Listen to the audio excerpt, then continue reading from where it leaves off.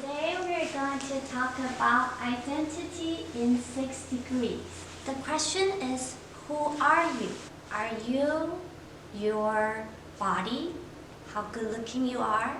Are you the social status? Or are you your talents, your achievements, your athlete, your artist? We are none of that. Those are just identity that we take on this lifetime. That's not your real identity. Our real identity is Buddhahood. We are Buddha. We are awakened one. We are the consciousness of the world.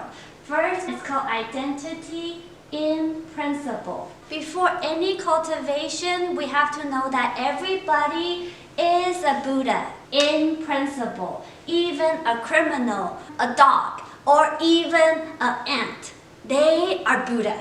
Originally. That is the principle we have to believe. When you believe in that, you will treat everyone differently because you see everyone as a Buddha. And we call this Buddha nature true suchness. It is the truth. It's not the fake self, it's the real self, the real identity. Suchness means it is what it is. Originally, you are this higher self, the higher spirit of the universe. Know that for a fact, that's the first stage of identity. The second is called identity in words.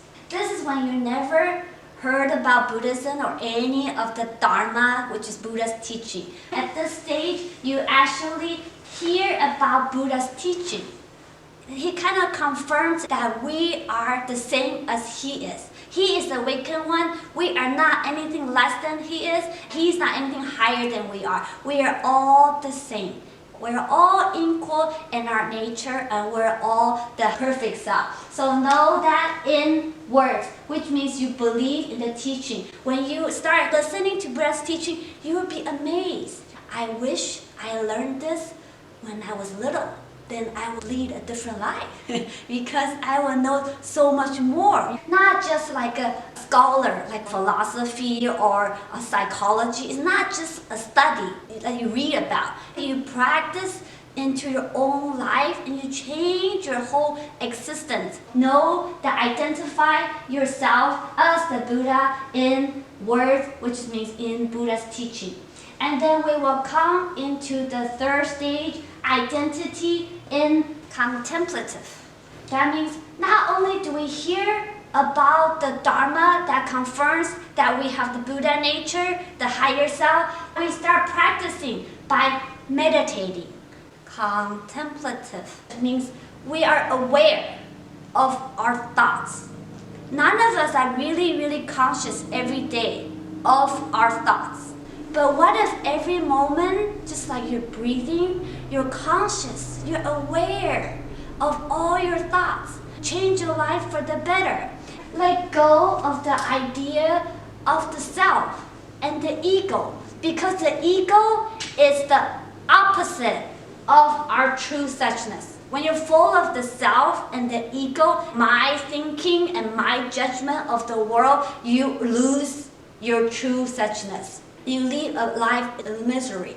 There was a wife in the olden days. They're kind of poor, they live in a farm. The wife likes to go shop in the city, and she usually likes to buy little decorative things, or maybe some curtains and little things to decorate her house, just to enjoy life a little bit more. Because they have no money, so she usually buys some credit to the shop owner. One day, the husband went to the shop and told the owner, please don't sell to my wife anymore on credit. She went back to the store, found out that her husband actually did that. She was furious. For the next 50 years, she never forget about this. She tells it to everybody. My husband did this to me, How can you have done that? Because she's full of her ego. She's living in her world. She only knows of herself and cannot live in her true suchness. So when we are contemplative, we are aware of our thoughts. What is the ego thinking, or what is our true Buddha nature thinking? You have to be mindful of your thoughts. Quiet your mind, that's the only way to be mindful. Okay, and then we come to the fourth identity, identity in similarity. After this, you have some cultivation. You cultivated 3 ways of meditation. You are similar like a real Buddha now. You actually have practiced a lot of meditation and you change yourself to be in line with your true suchness. And we talked about these 3 meditations in prior classes. So now we'll just review a little. There's 3 main meditations. The first is called void. Void meditation is knowing the emptiness of the ego. I am not this ego of my perception of the world. My perception is not necessarily correct. That's based on a selfish me. It's based on your education. It's not based on what people told you when you grow up. It's not permanent. The perfect you is permanent and without all this changing. So the self that you're using right now, your thoughts, let it be empty. Void means emptiness. That will give you peace. When you quiet your mind, so your mind does not name things, judge things. When Buddha was alive, he told people how to count your breathing. It's just to stop thinking. Count your breathing. It's just another way to say, don't think. Don't name anything. Practice. When you see someone, don't say fat or skinny, small, big, pretty, ugly. If you don't name things, aren't you more at peace? That's your true suchness. It's void meditation. Okay, so let go of all thoughts. Your true self emerges. The second is called unreal. So all your thoughts are impermanent. All your thinking, they're not real. And this whole world is not real, but you go on with the conventional life. You still excel and be the best that you can be, and you still do what you think is right, and you still be great wherever you are, whatever you do. A gardener came this morning. We asked them to cut the big tree in front of our house. They did it so fast, in less than 2 hours. Now it's beautifully shaped. They did this amazing job. So you don't have to think so much or worry or think, oh, I have to do this, I have to do that. I have a lot of tension, but you do everything perfectly. Because you're quiet and you actually become more than you can be. And the last meditation is called the me. That means you balance. You let go, but you excel. You let go of any stress or ego. Don't think about the self, but excel. Do everything that you can do and manifest greatness for the world. When you reach this balance, you kind of align with your true suchness. We come to the fifth identity, identity of partial realization.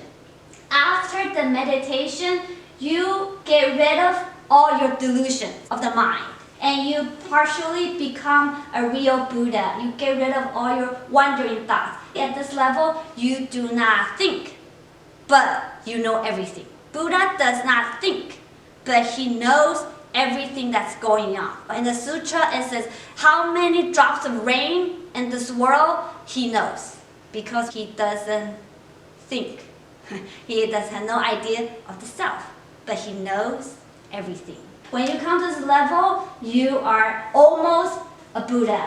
The sixth stage is called ultimate identity. It's when you become a real Buddha. Just like the Buddha that was in India 2,600 years ago, he reached his enlightenment when he was 30. We can all reach this level of Buddhahood if we just go through the 6 stages of identity. In the Christian scripture, there is a verse, "Be still and know that I am God." I changed it to "Be still and know that I am Buddha." Be still means being without thinking, be in your quiet mind. And know means a deep knowing. You know for a fact that I am, which is the higher spiritual identity. Not this body, not this life, not this family, but I am the Buddha. That is one with the universe.